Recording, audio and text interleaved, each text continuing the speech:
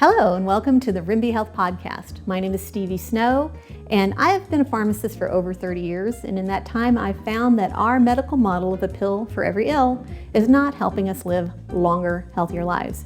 But you know what does help us live longer, healthier lives? Broccoli sprouts. And today I want to show you how to grow your own broccoli sprouts. Now maybe you've tried this in the past and you came up with a big moldy, fungi-y mess of broccoli sprouts. Well, I'm going to show you a surefire way of making your own sprouts that stores in the refrigerator for weeks at a time and stays fresh and delicious the whole time. Now, why make broccoli sprouts at all? Well, because they contain sulforaphane, and sulforaphane is one of the most potent cancer-preventing substances found in nature. And you can get it from all cruciferous vegetables, but when you eat the sprouts, they have 25 to 100 times more sulforaphane than actual broccoli. So let's get started. And this is what you're going to need in order to make your own broccoli sprouts, and that is a clean mason jar with a wide mouth, and then a screen that you can get from Amazon. I'll link to this one. It's my favorite one that I got from Amazon. That'll be in the show notes. Broccoli seeds, these are organic broccoli seeds that I got from Amazon as well, and hydrogen peroxide, and just some kind of dish to set it up in. And here we go. Here's the super easy way to make your own wonderful broccoli sprouts at home. Take your clean jar with a wide mouth and add your broccoli seeds. I'll use 2 scoops because I like to do that. 1 scoop's probably enough.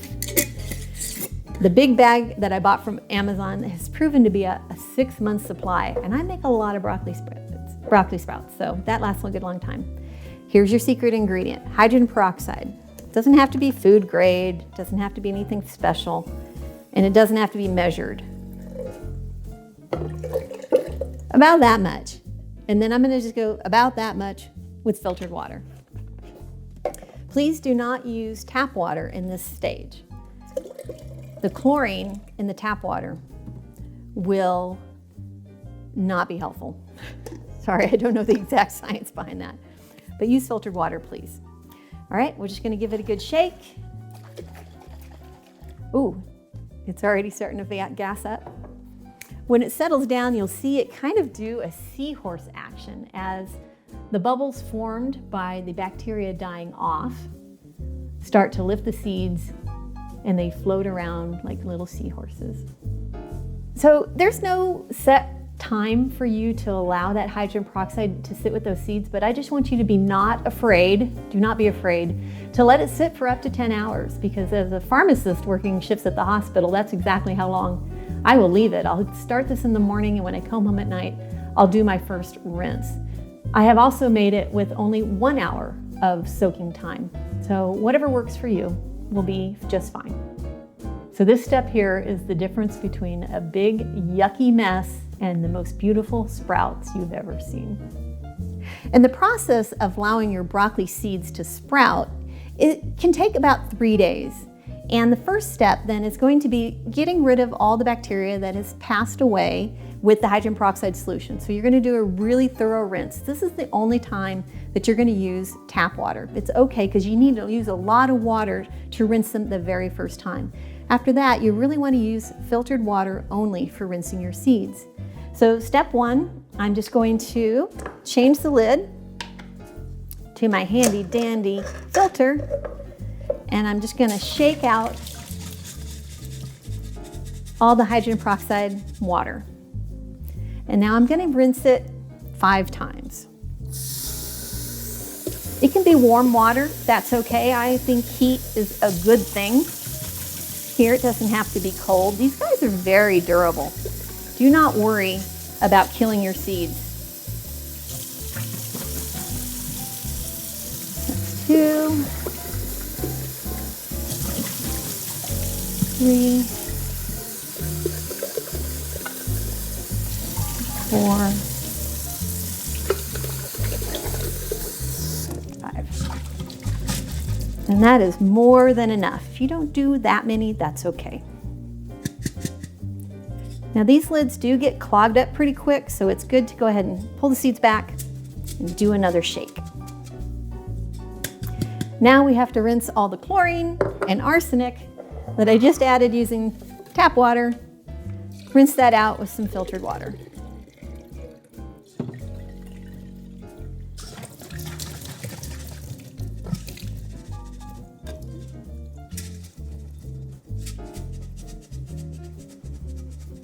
Okay, and now begins the waiting game. I like to just roll it around so they kind of get their own little space. Take a ceramic container. We're just going to set it in there. Now you might be tempted to do this, but know that this filter is going to get clogged pretty quick. So it's better just to go ahead and put it at an angle is what I found. And then I'll just set this aside to 1/4 of my kitchen. And I have in the past been tempted, because we live in Idaho and it is so cold here, to use like a seed pad to speed up the growth or to make sure that's warm. Totally not necessary. It does not have to be that warm in order to do its growing. So just setting it aside in the corner is just fine. And then what you'll do now is rinse it twice a day for about 3 days. So tonight, I'll take the same jar, dump out my water, use my filtered water, do a rinse, shake it out, roll it around, and let it sit till the morning. So I'll do that twice a day for about 3 days until I've got so many sprouts in there that no more can fit. So here's just what it looks like.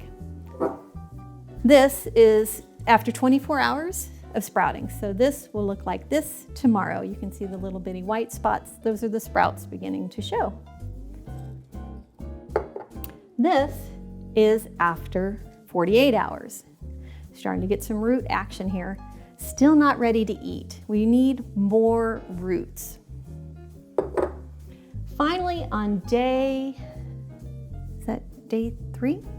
Sorry.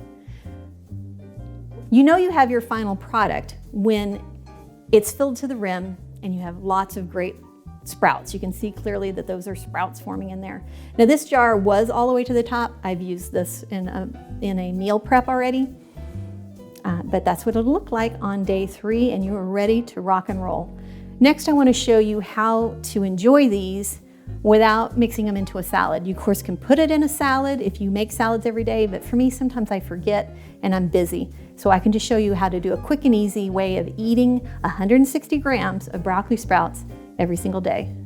So if you or someone in your family is concerned about cancer, then the recommended amount of broccoli sprouts per day is about 160 grams. And that's about half of a container. So I've already used this for smoothies, and now I have about half a jar pretty well packed sprouts, and that comes out to about 160 grams. Now that is a lot of sprouts to eat in one day. And it's very possible that that amount of sprouts is going to cause you some gastrointestinal distress in the form of gas and bloating. Now, you should be able to eat that much without get gas and bloating. And so if you are, it's a very good indication that you have what we call SIBO, S-I-B-O, small intestinal bowel overgrowth. And if you have a lot of gas and bloating when you eat fiber or cruciferous vegetables, then it means that they're fermenting in your upper intestines. They're not supposed to do that. You've got the wrong bacteria creeped up from your lower intestines into your small intestines, and you get gas where there's not supposed to be gas. So if you are suffering, then I would say back off the dose. If you can tolerate a little bit, just eat what you can tolerate or cut it out entirely. Reach out to a nutritionist, a naturopath, or a functional medicine practitioner who can address your SIBO and eradicate it for you.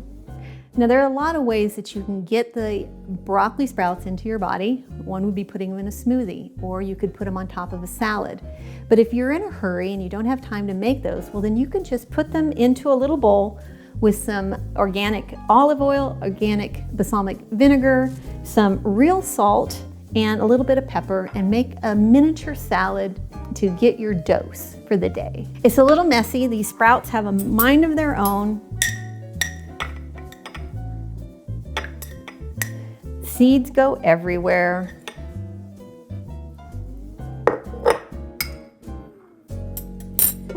Just gonna drizzle it with some olive oil, maybe 1 or 2 tablespoons, because this is really good stuff. So olive oil is loaded with polyphenols. Then I'll just add some balsamic vinegar. Now be careful when you buy your balsamic vinegar. You need to make sure that it is of Medina and a brand that you can trust. Kirkland is a brand you can trust. But a lot of people will just take vinegar and make it taste like balsamic. So what you're looking for is organic cooked grapes, must, and wine vinegar. Now when you see it's just vinegar and grapes without the must, then it may not be the real deal. About half as much vinegar as you put in olive oil is what tastes good. Sprinkle it with a little salt and pepper.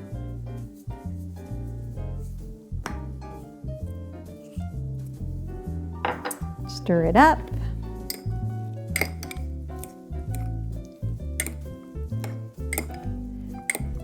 And then enjoy. Here we go. It's gonna be a little bit of a surprise to the taste buds. You get used to it after a while, but I can tell you that this is pretty tart. Here we go.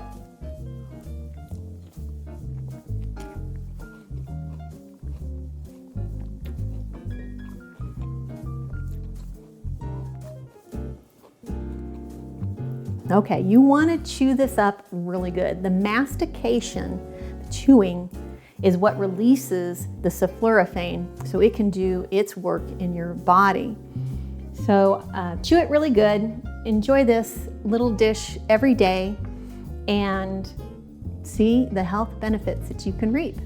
So for more information about other recipes or information about SIBO and how you can treat it, you can reach me at rimbyhealth.com. That's RIMBY, stands for right in my backyard. That's where I believe health begins, in the sunshine, in the garden, in the yard, playing with your kids, playing with your dog.